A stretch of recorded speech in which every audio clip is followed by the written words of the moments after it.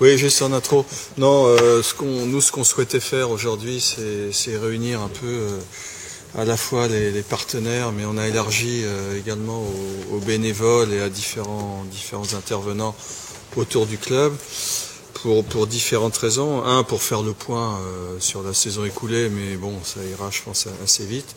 Mais surtout pour parler de l'avenir. Hein. Puisque, bon, comme vous avez pu le voir l'entendre depuis quelques mois, on a un projet qui n'est pas pour demain matin, mais qui est sur plusieurs années. Hein, un projet qu'on a baptisé Cap 2020 et qui sera dévoilé tout à l'heure, et Patrick en parlera juste après. C'est un projet ambitieux, bon, il y a une ambition sportive, mais il y a aussi une ambition au niveau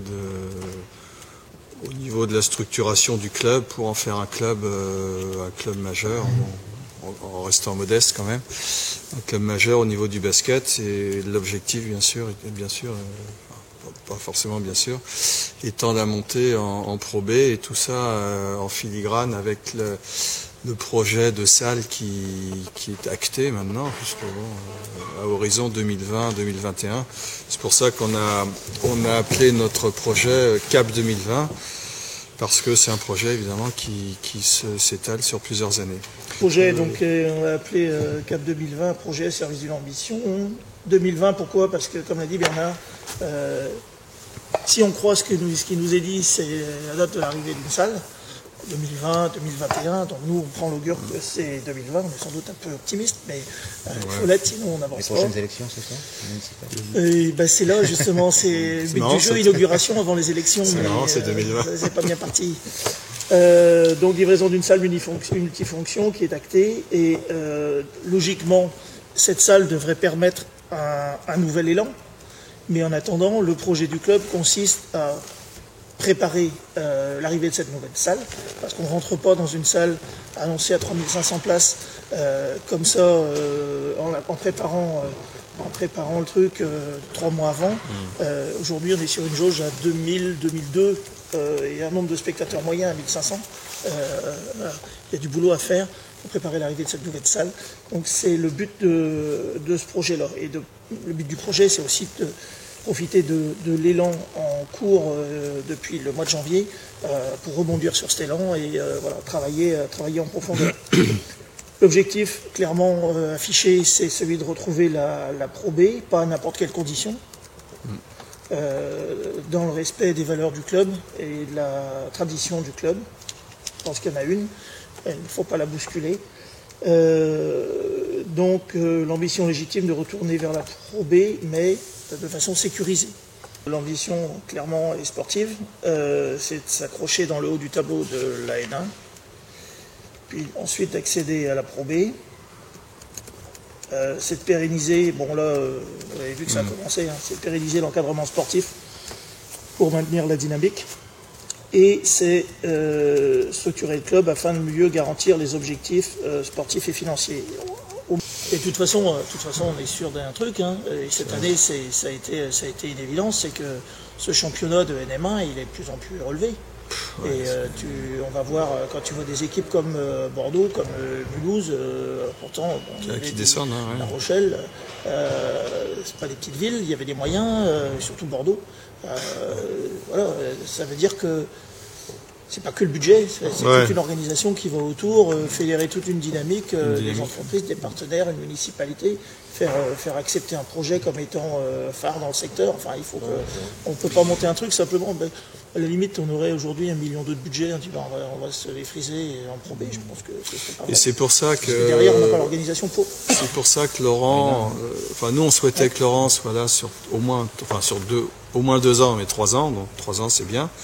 Et Laurent souhaitait également que l'ambition du club colle avec son ambition à lui, parce que Laurent a une ambition légitime en tant qu'ancien international, en tant que coach, il veut réussir, quoi. Donc formation, c'est un délai de motif de Laurent, ce que disait Bernard, avoir une pyramide d'équipe qui soit un peu plus axée vers le haut niveau, ça fait partie des choses que Laurent va vouloir mettre en avant.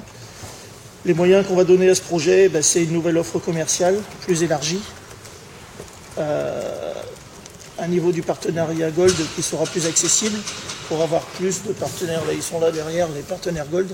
On va essayer de baisser on va pas essayer, on va baisser le niveau du partenariat Gold. Gold, c'est 10 000 euros. Hein. C'était 15 000. 15 000, 15 000, on va le passer à 10 000. On le met à 10 000. On va avoir un peu plus de partenaires qui bénéficient. On va avoir une d'un dizaine, affichage quoi, plus ouais. large. On va aussi, dans la perspective de la nouvelle salle, dès qu'on va voir que tout ça est complètement et fermement engagé, on va privilégier des partenariats de long terme qui accompagneront le club jusqu'à la livraison de la salle. Donc il y aura un avantage à définir commercial. À la salle, on essaiera de créer un peu plus d'animations comme celle qu'on a fait sur le dernier match. Des animations pour donner un peu plus d'action et puis monter un peu quelques matchs de gala avec des choses un petit peu plus attirantes que le simple spectacle sportif. Un des moyens qu'on va utiliser aussi pour atteindre cet objectif, et ça c'est important, c'est qu'on va mettre en avant notre identité cornouaillèse et bretonne. On avait une demande en cours qui aujourd'hui est actée. Le club est devenu membre de Produits en Bretagne. On va faire partie des 370 boîtes membres du réseau. Boîte bleue, ouais. Et en fait, pourquoi cette démarche-là? C'est parce que, on dit qu'on veut s'inscrire dans notre territoire, c'est à la mode, mais ça existe. Et deux, on pense que le niveau de relation entre les entreprises et les clubs sportifs va forcément changer au fur et à mesure que le désengagement des collectivités territoriales va s'accentuer. On a indiqué à Produits en Bretagne qu'on prenait l'engagement de porter le logo sur notre maillot. Ça veut dire clairement qu'on va se départir d'un espace de notre maillot au profit du logo Produits en Bretagne. Avec l'objectif de créer un peu de questionnement autour de notre démarche et de porter le logo Produits en Bretagne partout en France puisqu'on a un championnat national. Le but du jeu, c'est de créer du capital sympathie, d'organiser des actions avec des entreprises membres de Produits en Bretagne, des invitations, matchs, des actions communes, tout un tas de choses qui font que du capital sympathie va se créer autour du club et évidemment avec l'objectif de faire monter notre budget. Bien sûr, On n'est pas une mine c'est dans un vecteur important parmi d'autres.